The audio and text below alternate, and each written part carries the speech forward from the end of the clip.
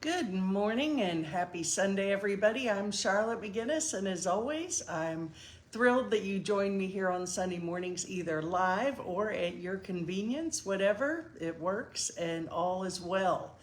I just want to remind you that if you'd like to share this with a friend, just push that share button. And also, I know a lot of people aren't on Facebook, so I will have this up. I do every Sunday within an hour on my YouTube channel, youtube.com/inspire YOUTV, or you can just look Charlotte McGinnis up on YouTube. Either way, it's easier for people who aren't Facebook people to watch it on YouTube if they're interested. So that being said, it's 4th of July week, very exciting time, and hope you guys have fun plans, a picnic, a barbecue, what have you, but whatever it is, hope you have a happy, healthy 4th. And happy birthday, USA. Kind of excited that next year will be our 250th anniversary of this beautiful, wonderful country that we live in. We're gonna, before I go into that, I just want to remind you that we have our prayer ministry, very active and engaged and supporting so many people and having wonderful feedback and results, and invite you to submit your prayers. You can go to my website, charlottemcginnis.com, scroll down, it's all on the homepage of my website, or you can just send me a Facebook note and I will, or an email, whatever, I'll get it and I'll put it up for you, okay? Okie doke, so here we are in the middle of just a lot of things going on. I mean, things are moving fast and furious, and good morning, Don, happy to see you. And sometimes it's like, wow, you know, fast and back and forth and up and down, and what the heck's going on?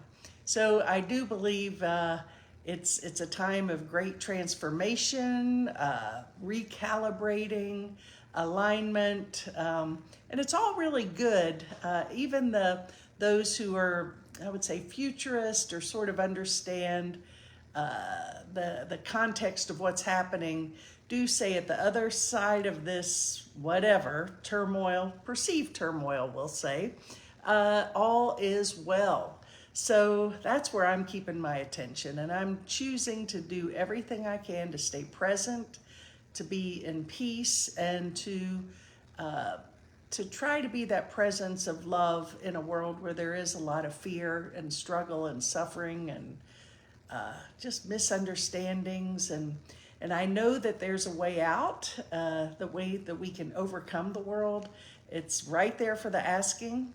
We just have to do the work, right? We have to lift those veils that keep us from seeing beyond the veil of fear and separation and duality and judgment.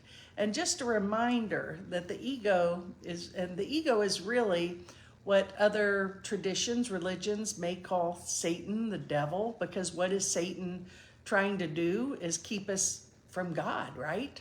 It blocks God from us. Satan, the devil, is trying to get us upset and keeping this battle going of separation and anger and defense and attack. And the devil's doing a pretty good job right now, but that doesn't mean that we have to play by her game. There is a higher game in town, and that's the one I choose to plug into. And there's Marie. Good to see you this morning. Happy Sunday to you. And so, there's been a statement that's been going out, and this is not a political statement from my context of sharing, but rather something I just want to play with today. And that statement, hey, Mary Beth, happy Sunday to you. This statement is, and I'm sure we've all heard it if you've paid any attention to the media, and maybe you don't, maybe that's a good thing. But if you have, you've probably heard the statement, peace through strength. And it's interesting because I was playing with that, and I've been thinking about that for a while, and there is a lot of truth in that, but maybe not from the same context, maybe so. I can't really say that I'm here to understand how people present things and what their intention is when they put something out, but peace through strength. True. And what about flipping it around? And the title of my conversation today is, how about instead of peace through strength, how about strength through peace? And what this is really saying is, instead of thinking I have to, the way I'm perceiving this and presenting this, is that we're so programmed that we got to fight, we got to attack, we've got to defend, we've got to,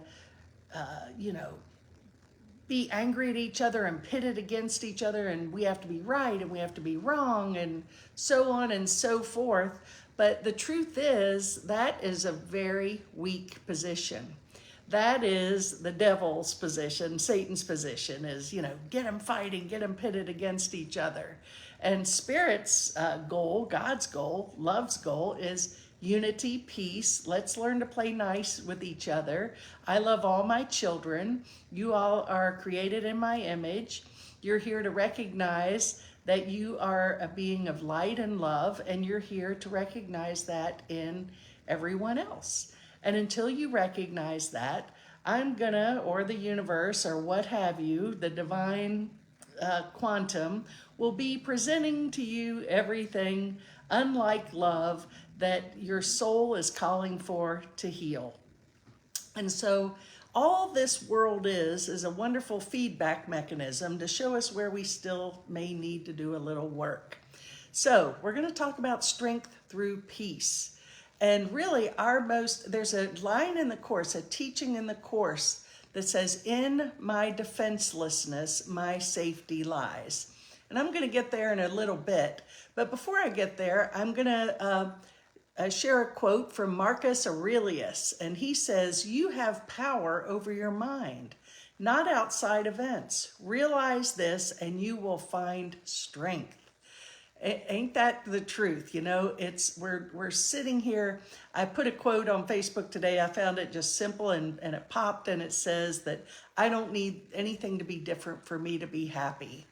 And, the truth of the matter is, if we're waiting for conditions to be a certain way before I can be happy, you're probably never going to be happy. But if you make your mind up, I think it was Mark Twain, a man is about as happy as he makes, or she makes her mind up to be. And that's so true. Everything is of the mind, shifting from judgment to acceptance, from fear to love, from failure to success, whatever it is, from dark to light. That's the miracle, that shift, that recognition that I don't have to stay in this crazy drama of separation and attack and defend.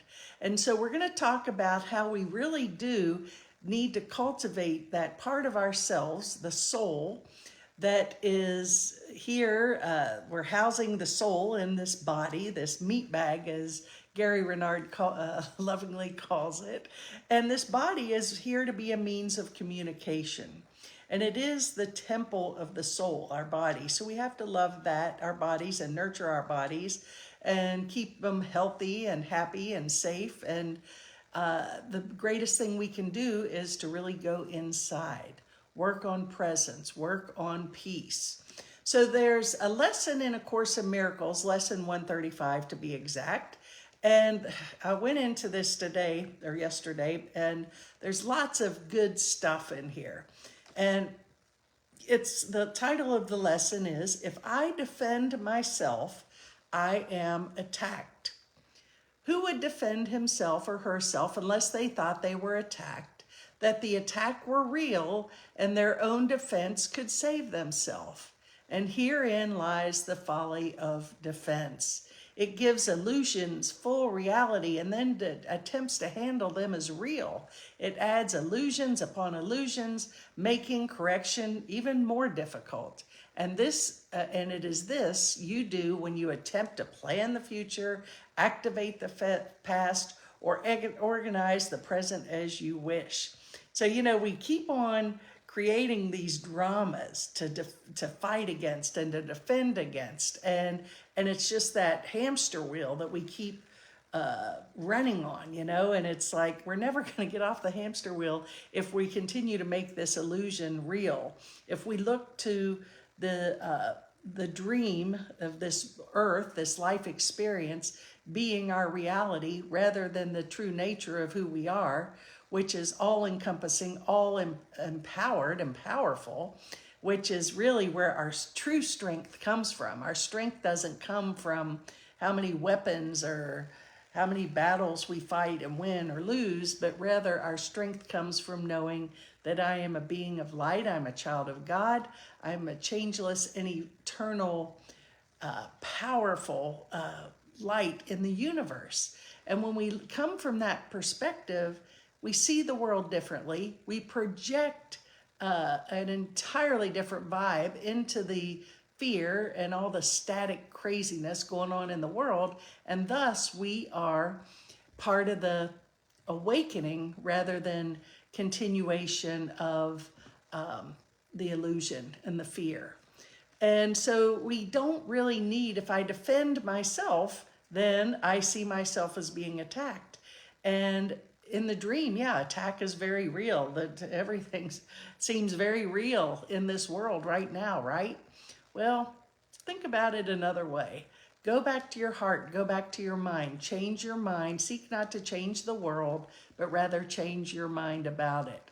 Also, as I said a minute ago, I don't need anything to change in my life, in this world, to be happy. Happiness is a decision that we all make. So when we become more consciously aware, more healed in our perceptions and how we navigate through our day-to-day life, we realize it's not me, but thee leading the way. That is the most elevated perspective we can come from. And I'm going to get into that a little more in just a minute. But the Course in Miracles says that a healed mind doesn't plan. And what does that mean? Well, yeah, we have insurance, we have savings accounts, we have whatever it is we think, food in the fridge, whatever it is we think we may need. But, and that's part of our human experience. But what this is really saying is a healed mind doesn't plan means that as we become more present-centered, less in judgment and attack and defense, and really listening every moment to that still small voice of the Holy Spirit that will always lead us to peace and unity and love and forgiveness, then, you don't worry about stuff so much. You're guided. Okay, get this insurance policy. You don't need this. Eat this fruit, eat that vegetable. Don't do this, take this vitamin, whatever it is. I think you're getting the point, right?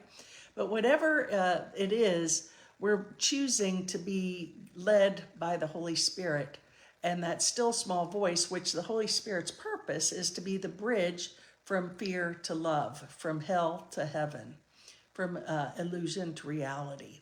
So we have to understand that we don't need to plan anything. And we're going to talk about that a little more in just a minute. So what can we not accept if we knew everything happens, all events, past, present, and to come, and they were actually planned by one whose only purpose is for our good? So even the stuff that seems yucky and mucky and difficult and painful, it's all a lesson. I get now everything is a huge lesson in my life. And everything is, as long as it still triggers me and hooks me and gets me revved up, okay, then that's just a tap on the shoulder from God, the universe, that, you may want to look at this. You're still triggered by this, and the world is a teaching device for bringing us home. So, okay, another lesson, another growth experience. Yahoo, right? Well, when you look at it that way, you realize that this is a sort of a chessboard, a game of life, and there is a way to play it. But we can either step out, and the way we step out of the dream is to step into divine mind and surrender, or we can sit here and try to defend and attack and find our peace through strength, with all our armaments and our battles, or we can just be peaceful and find that true strength comes from the peace of God within each and every one of us. That is really mastery, meaning that when we overcome the world, when we become self-realized, we just sort of watch it from above the battleground. It's like we can just shake our head. Interesting, whatever. That's I don't have to be so engaged in the manipulation of the chess pieces, right? The chessboard. I can just be more observant and take action based on my observations, and always making sure that my actions reflect the intention of unity rather than division, of healing rather than being right. Do you prefer to be right or happy? That's a big statement in a few pithy words, right? Well, there's another lesson in the Course in Miracles, which is one of my favorites. And I've shared this probably in the past, and I will share it again. In my defenselessness, my safety lies. And that's that true strength again. You know, we think that we have to be all armed up in battle, but really, Gandhi was a great example of developing his strength through his inner peace. He walked the world in total peace. Who else did this? Jesus. There's been many masters who just show up, and the power of their presence and their peace just sort of melts away all the angst and fear and judgments and whatever it is that we're projecting as bad or good or what have you. So I'll give you a little side story before I go into this, and it really does illustrate in my defenselessness, my safety lies. And years ago, 30 plus years ago, I had a cat named Maggie, a Himalayan beauty. She was adorable, little tiny thing. And then a big dog named Crystal, who was kind of a bully and very protective. And food was her main motivation. And so whenever it came about food time or Crystal wanting Maggie's food, it would turn into a, when the cartoons, when you see the animals fighting and they're like, hairs flying and this poor little cat and this big old dog, and I'm just screaming like, oh no, and I'd have to pull the dog off. And I noticed that Maggie, what happened as time evolved, when Crystal would come after her, she would just play dead. She wouldn't engage. She didn't defend herself. She just laid there still and let Crystal do whatever. Well, what happened is when Maggie didn't really engage in the fight back or the defense, Crystal just was not interested, so she walked away. And before you knew it, Crystal stopped attacking the cat. So that is an example of in my defenselessness, my safety lies. It takes two to tango, right? The Course in Miracles has a statement, which I love. It says it only takes one to heal a relationship, and that's usually the saner of the two. So if you want to be the insane one that has to be right, that has to point fingers and judge and condemn and make the darkness real, or do we want to be the one that takes the higher road, the peaceful road, and just above the battleground and blast the entire Mother Earth and all her children and pets and animals and rocks and stones and rivers and oceans and everything, the sky, the weather, what have you, just send it total love. And then that's how we return to the Garden of Eden. What does the Garden of Eden represent? Well, it represents really heaven on earth. It represents the possibility of what can be when we come from love, come from a God consciousness. So but once we bought into the lies of duality, well, we fell asleep. We're still dreaming this dream. We're still trying to fix it, make it real. We're getting charged up by it. And that is the dance of the devil, the ego. And Spirit's like, well, God sort of says, giving you free will here.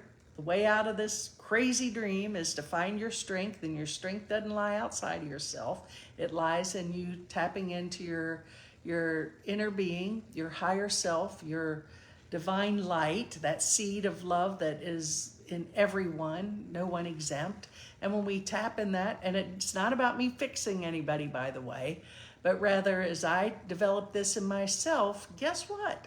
everyone else gets a car. No, I'm not up front, just kidding. But everybody else benefits from that gesture of my choosing again, because we're not separate.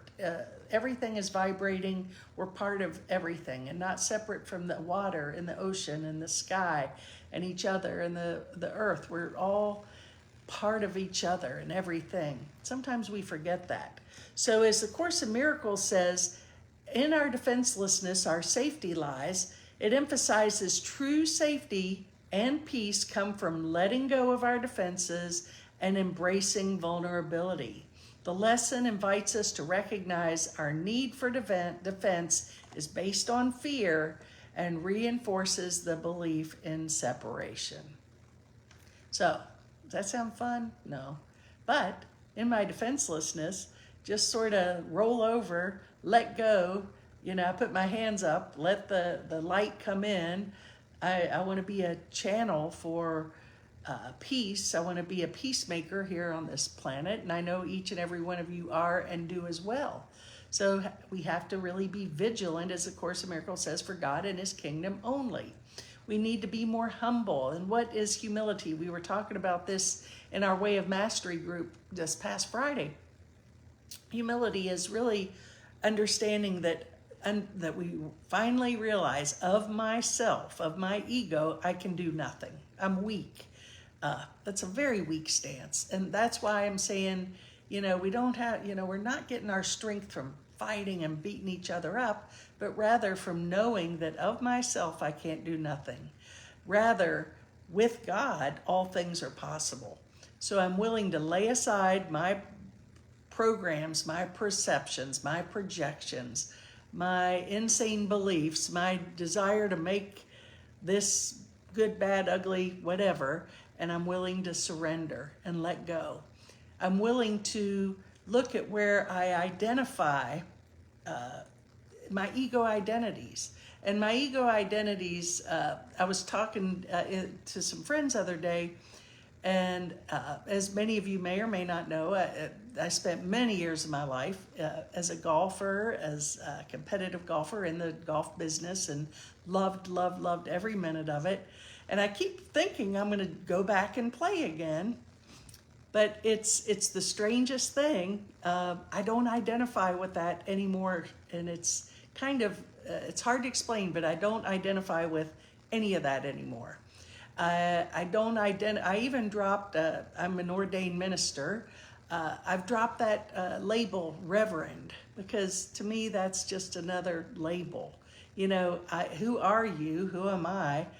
I'm the light of the world. Who are you? I'm the light of the world. I'm a child of God. I don't want any labels, because with those labels come ego identities, and then we want more and more and more. Well, let's get a few more letters by my name and see how many I can stack on there and how many trophies. And I'm not, please don't hear me as I'm poo-pooing this, but I'm just realizing for myself, it's about shedding those false identities and those things that I look to for meaning and value, and realizing that those can be obstacles to our awakening, because it's very easy to identify with that. And so we got to just sort of pay attention. Where am I looking for my meaning outside of myself? It ain't out there. Right, Sue? I see you, you got that one. So one day, I love this quote, one day I set fire to everything I thought I was, and I began to learn who I was. There you go. Isn't that great? So set fire to everything you think you are, and then we begin to know who we really are. Because until we let go of all those false identities, we're going to continue to try to build on that, because we don't think we're enough unless I get 4 more of this and 12 more of this and whatever it is I think. And it's great and fine to have it, but seek first the kingdom, everything else comes from there. Get our strength through our peace, not our peace through strength, even though it's, I think that it can be seen either way, and I get this, so I don't want to make it a big point. It just was a talking point, actually. But the point of the matter I'm choosing to make is that the real power lies within us. It has nothing to do with any of this stuff out here. So seek first the kingdom, live from your guidance. A healed mind doesn't plan, be present. You'll be guided to exactly where you need to be, who you need to be with, where you need to go, whatever, what you need to do. And it's effortless accomplishment. You sort of know when we're in the flow is when it's in the flow, it's effortless.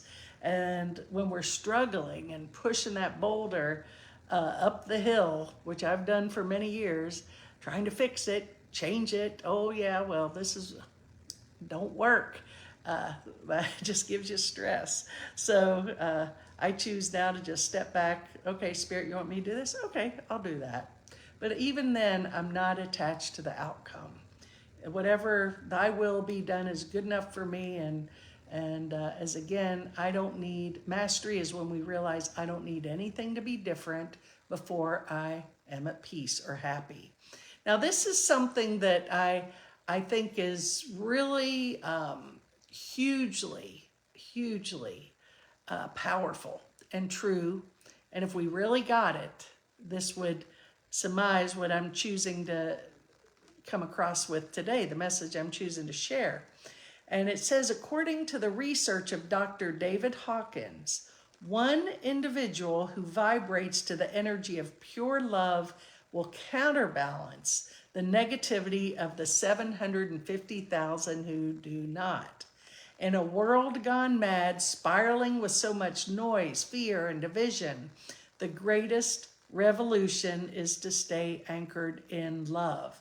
Not passive, spiritual bypassy, head in the sand love, but love that sees darkness, feels compassion for suffering, and chooses to shine anyway. So, you want to really bring the great gifts to the world?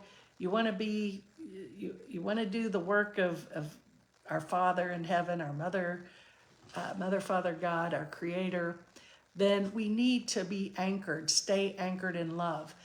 As we do that, the power of love, okay, look at this, the true love, if we stay in that pure love, it literally melts away the 750 beings that are in fear. That's how powerful love is. That's why the ego, the devil, whatever you want to call it, is constantly, well, look at this, ain't this awful? Oh, we got to judge this, we got to make this wrong. I'm right, you're wrong. Good, bad. We got to protest this, throw a bomb there, whatever it is. And, it's just keeping that. I mean, even talking about it, I'm like, that is freaking crazy, man. But we do it. I do it, and when you really begin to recognize that, wow, that just doesn't make sense anymore. So Mother Teresa says, if we have no peace, it's because we've forgotten we belong to each other. True. We keep thinking that we're separate. And yeah, we may have preferences and we may not like, what's the quote? And I don't like the word hate, but I'm going to use it as I've heard it anyway. It's hate the sin, love the sinner. So in other words, we're so it does pack a punch though, because even though a person, let's start with ourselves, we have our human frailties, our flaws, our fears, our programs. Those aren't our real identities, but we have to not love those so much. We love power and we love money and we love accomplishments and labels, and we love to go to battle and we love to be right. Not so good. But if we focus more on the essence of who I am and who you are and who those people are out there playing those dirty, dark roles, those sons of guns, then we begin to recognize, no, I want to see beyond the story that I'm making up about them. I want to see the truth of who they are rather than the role that they're playing. And as we do this, it's like, wow, you know what? They're a child of God. They are light. And those yucky roles that they're playing, where they were actually showing up in their body, showing up for me to teach me a lesson of where I'm still judging and unhealed. Thank you. That's when you get into forgiveness. Like, thank you for showing me where I still need to do some work. And you are a perfect child of God. But usually, not usually, always, as we heal, the Ho'oponopono is a wonderful example. It's a Hawaiian forgiveness practice, which I will not go into today, but I will some other time. But this practice is about responsibility, and the Course in Miracles, and really all religions and spiritual traditions and psychologies talk about this, is responsibility for sight. And we don't see the world as it is, we see it as we are.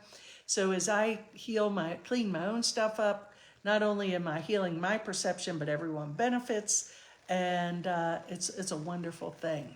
So we'll get into that more radical forgiveness at another time. When the power of Jimi Hendrix, gotta love him, when the power of love overcomes the love of power, another twist on words, the world will know peace. There you go. So we love power and control and ego identity more than we are into the power of love. If we really wanted the peace of God, we'd have it. Bottom line, we don't want it that bad because we still think there's something out there that we're in fear of missing out. FOMO, is that it? Oh, I'm missing out. I got to do it all. And I don't know if it's age or what with me. I just love to chill. I used to always have to take a trip and travel here and do this and go out to eat and da da da da. And now it's kind of like, yeah, I just like to sit, look at the beauty around me. Be with people I really enjoy being with, and my pets, and just it's wonderful. Life becomes much more simple. I'm not chasing whatever ball I used to chase, no pun intended. So peace is a beautiful thing. It's a powerful thing. And it cannot, Einstein says, Albert Einstein, that peace cannot be kept by force. It can only be achieved by understanding. So, again, this idea of peace through strength, how about strength comes from peace? That's what I want, and peace comes from understanding and choosing to know that we're all, I think that the way I've evolved and learned to this point is that, every one of our souls is here unique. We're different. We're here to teach. We're all teachers and we're all students, and I have lessons to learn and you have lessons to learn, and they may be similar and they may be completely different. But it's really an opportunity for us to pay attention to what's happening and not get so worried about what someone else is doing. Back to that 750,000 number. Well, you want to go protest against something, you're popping that bubble. Be for the change you want to see. It's really that simple. Purify your heart. You really want to do some good in the world? Heal your heart, heal your soul, set yourself free. And then as you get back to your divine recognition, your pure love state, it's amazing, power of one person. Think of just those of us that watch this group. At the end of the week, it's, I don't know, 800 or 900 people. But think about that, 800 or 900 people times 750,000. I think that if just our little group could take that into really like, yeah, I'm going to do this. This world would disappear. We would all be so happy, so joyful. We'd see the light of God in everyone. We'd wink at that person who we thought was so awful, and we say, thanks for that huge lesson. I thought you were the biggest son of a gun that ever walked the planet, but now I see you actually came here to teach some big lessons, and I thank you for that you had the courage to say yes to that calling. So you begin to see everything different, and we do have all the tools we need to awaken from this dream, to heal the separation. We just have to take it in and live by it, and not get hooked in to the ego's tactics. And what happens is as the Course in Miracles says, the ego speaks first and loudest. So the ego is always looking for a little place to enter in. And it often happens when you're just skipping down the street and you're happy and you're peaceful and everything's going well, and then and then it's like, oh, what happened? And what happened is the ego's like, oh, Charlotte's doing too good. She's happy. We got to really send her some crap today because she's too happy and she's being too nice and too forgiving. So we got to knock that down a little bit. Well, then they throw in that curveball. Now, the old Charlotte would have grabbed that ball like a dog with a bone and run with it, and I would have found allies, and I would have called everybody I know, and ain't it awful, and da da da da da da. And now it's kind of like, okay, ego, I got you, but I'm not going to engage. Thank you for sharing. And in that moment, the gap where I used to engage and try to fix it in battle gets closer and closer. I see the rocket coming right at me, and it's like, nope, not playing today. And then it's done. It's that simple. I don't have to engage. Only takes one to heal a relationship, right? Well, the hardest, Yogananda, Paramahansa Yogananda, says the hardest obstacle to overcome is ourselves. When we sit to meditate at night, our nervousness and restlessness are still within us. Learn to control your mind and body. Be king of yourselves. So yes, it's that simple. Be in control of our mind and body. And how do we do that? I think that we have to practice presence and stillness, the power of prayer. Every thought we have is a prayer. What is true prayer? Unity with God. So I think that it's a constant practice. It's a course, a practice in mind training. Pray peace, not for peace. What does that mean? Well, if I'm praying for peace, then I'm putting it out into the future. Like, I want to pray for peace. Praying peace means that I am sensing that, I'm living that, I'm presencing that. And when I'm in that state, I am peace, praying peace, not for peace. I'm not praying for rain, I'm praying rain. And then the rain comes. How about that? I'm choosing presence. I'm choosing oneness. I'm choosing to lift the veil. So what's the secret to all of this? Well, I've shared a lot of secrets, but in a more 3D, everyday human experience, I love what Greg Braden says. And this is from his new book, Pure Human. And it says, his book is called Pure Human. It's his newest book, The Hidden Truth of Our Divinity, Power, and Destiny.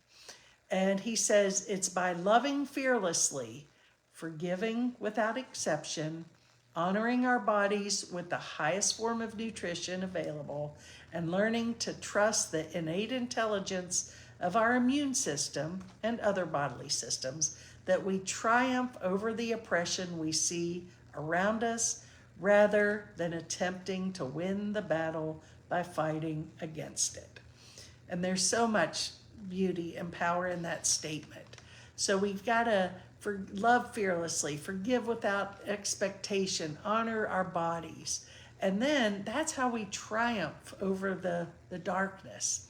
Not by going to battle, not this, it's more about the defenselessness and understanding the technology, as Greg calls it, the inner technology that resides within us can really, it's the intelligence of God, of divine, unlimited access and power, and can literally, we buy into the illusion of so many things, of lack and poverty and sickness and war and all of these things. That's all stuff we make up. That's not true, but we believe it is. We definitely believe it is. So we got to really pay attention to where we're putting our energy and our thoughts. We got to become less reactive, because when we react, it's like all of a sudden something happens, we react and then we get angry. Well, it's becoming less reactive is a huge part of our growth and decreasing of stress. If we let everything get us worked up, we're damaging our body, mind, and spirit. So, that reminds me of the quote from A Course in Miracles that says, a teacher of God is generous out of self-interest. So, it's kind of like, in self-preservation and self-interest, we all want to wake up and we're all going to get there. We can get there now, or we can get there a million years from now. But it doesn't matter. But what is it? Delay is meaningless in time, but tragic. No, delay is meaningless in eternity, but tragic in time.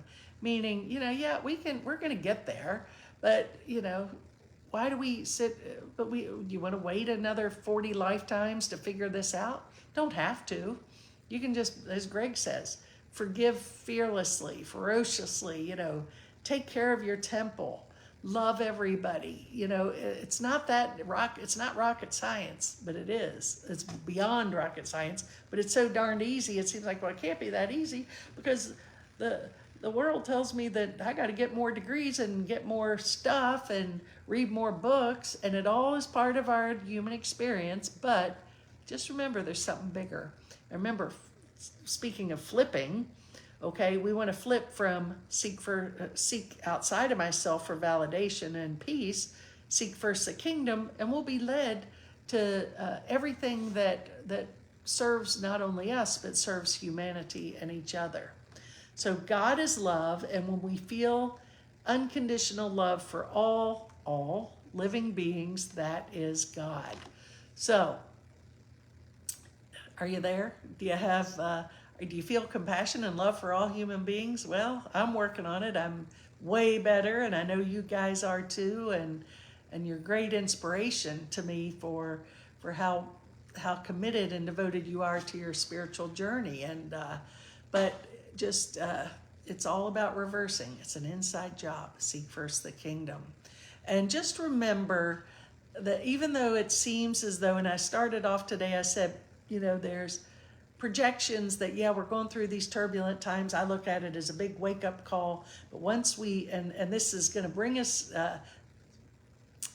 to our knees, okay? And by that, I'm just saying it's going to really almost force us to surrender, because it's like, okay, I'm tired.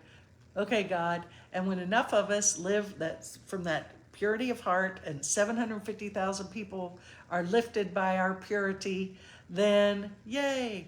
So the struggles we endure today will be the good old days that we'll laugh about tomorrow. And I really take that to heart. One of these days we're going to look back and say, talk about sweating the small stuff. What's the 2 rules of life? Don't sweat the small stuff. And number 2, it's all small stuff. That's true, true, true.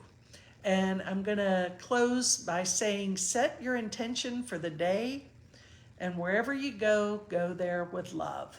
And if your intention is just a healed mind doesn't plan, my intention is to walk in the greatest degree of love I can in every moment, to forgive, to love, to engage, to take responsibility for my misperceptions. Then we're overcoming the world. We are really not having to find our strength through battle, but rather we seek the peace, and therefore is our strength.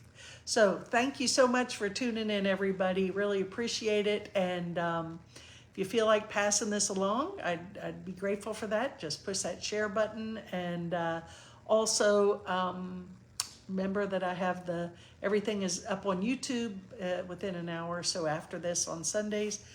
My YouTube channel is youtube.com/inspire YOUTV. Okay, peace and love, everybody. Happy 4th. Happy birthday, America. And namaste.